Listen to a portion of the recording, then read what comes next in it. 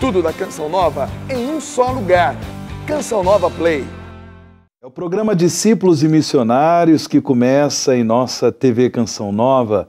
Que Deus lhe abençoe, meu irmão, que Deus lhe abençoe, minha irmã, nesse domingo, dia do Senhor, hoje 11 de novembro de 2018. O tema do programa Discípulos e Missionários de hoje é a proclamação da República. No próximo dia 15 de novembro, estaremos, portanto, celebrando, comemorando a proclamação da República Brasileira.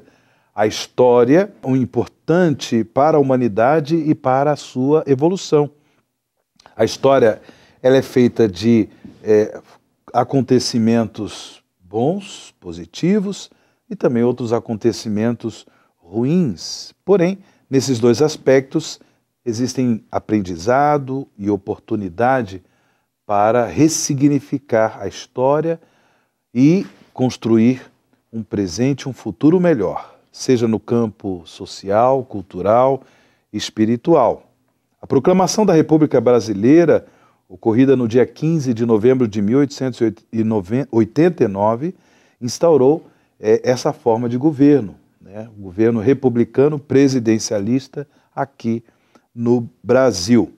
Portanto, para comentar sobre a importância dessa comemoração, dessa data festiva, nós temos aqui no programa Discípulos e Missionários a presença grata de Dom Odilo Scherer, cardeal arcebispo de São Paulo.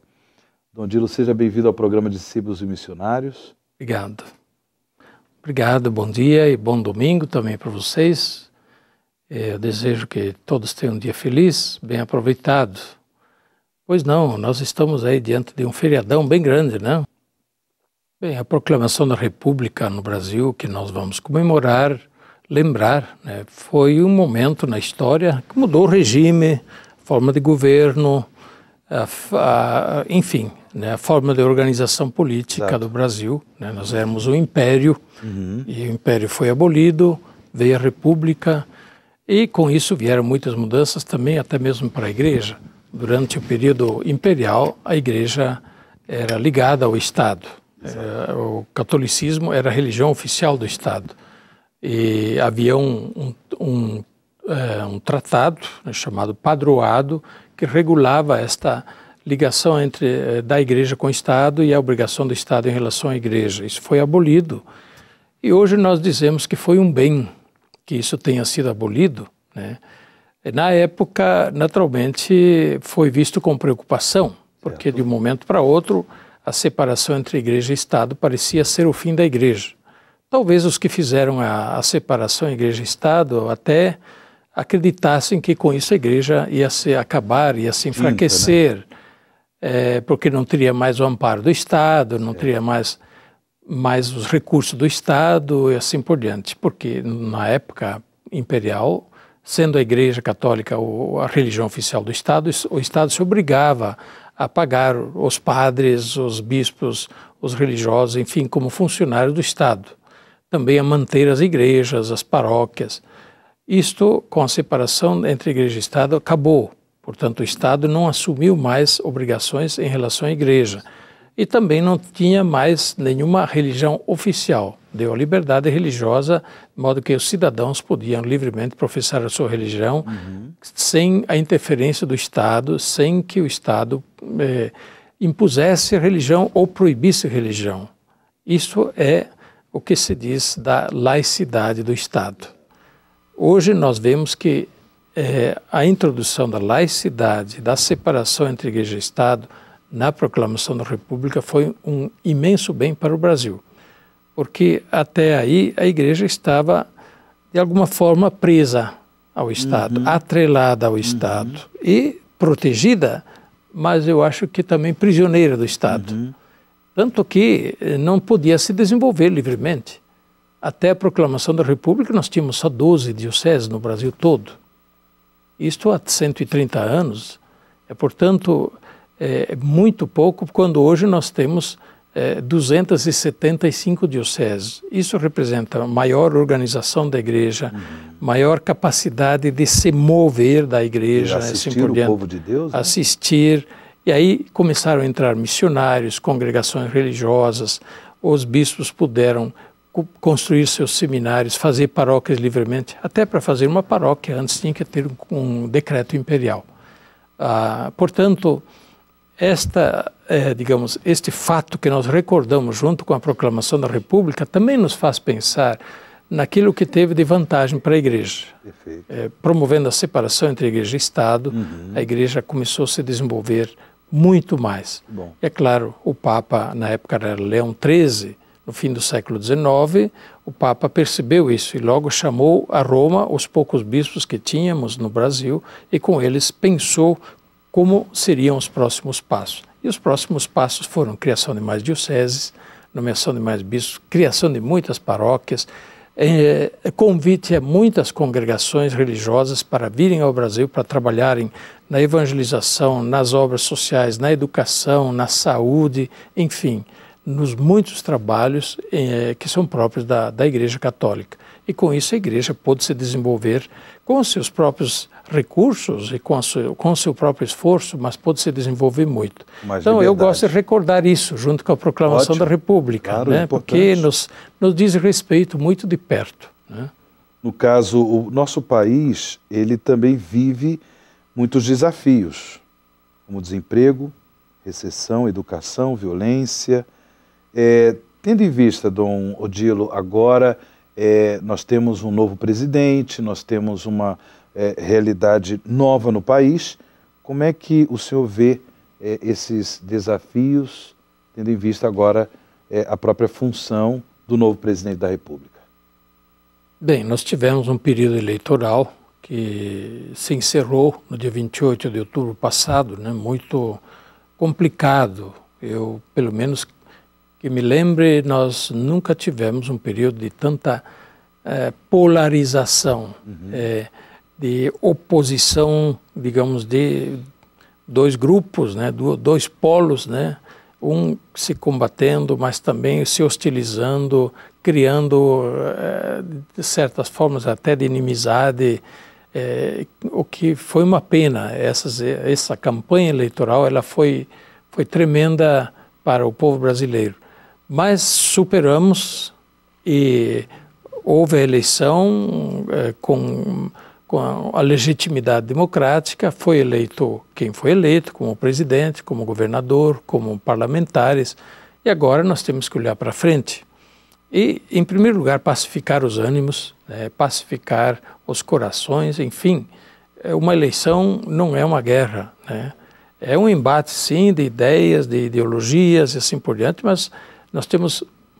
O Brasil continua, a vida continua, né? Não se deve pensar a eleição como se fosse uma batalha onde um tem que vencer o outro, né? Existe uma batalha eleitoral, se queremos, mas essa não pode ser uma batalha social, uma batalha que personaliza digamos, até mesmo ódios contra pessoas. Certo. Então, agora o que nós precisamos é que todos, eleitores e eleitos, olhemos para frente. Quem foi eleito, que olhe para a sua tarefa. Olhe para a sua tarefa para fazer o melhor pelo Brasil, o melhor pelo Estado.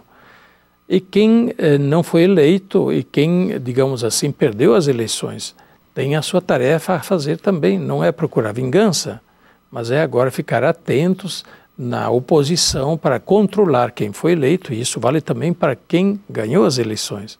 Os eleitores que foram vitoriosos nas urnas também têm esse papel de agora cobrar dos eleitos, vigiar sobre os eleitos para que eles façam bem e não haja nenhuma forma de desvio do poder e assim por diante, para que as promessas legítimas sejam cumpridas, para que não se faça nenhuma bobagem na administração do poder conferido legitimamente, que ele não seja depois usado de forma ilegítima contra o país, contra a população. O programa Discípulos e Missionários também conta com a sua participação. Tome nota do nosso e-mail para que você possa enviar-nos sua pergunta ou sugestão de tema para o nosso programa. Nosso e-mail é discípulosemissionários@cançãonova.com. discípulosemissionários@cançãonova.com. Você pode também assistir este e outros programas Discípulos e Missionários através do nosso canal no YouTube, youtube.com/Play Canção Nova, youtube.com/Play Canção Nova. Você pode, inclusive, compartilhar esse programa em suas redes sociais. Gostaríamos também de recordar que durante esta semana, ou seja, do dia 12 até o dia 14 de novembro, ocorrerá na PUC de Campinas um seminário em comemoração aos 10 anos do Acordo Brasil e Santa Sé.